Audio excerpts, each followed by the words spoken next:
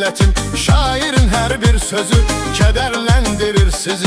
Söhbet edim sizlere yine kederli sözlere. Birini yazıp yarattım, hoş günün daşını attım.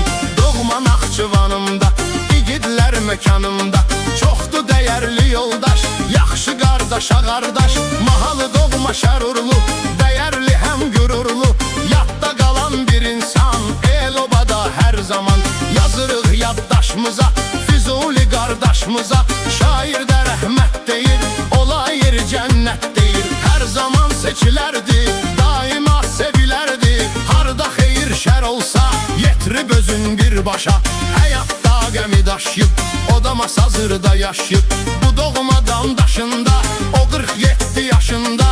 2021'de gelmez dövrana bir de. Değişti dünyasını, saxlayırıq yasını.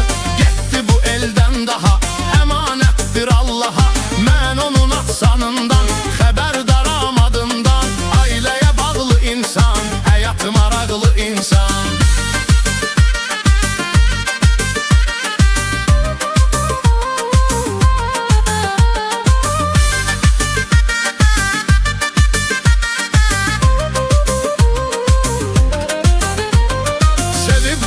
Gösterip, canını kurban verip.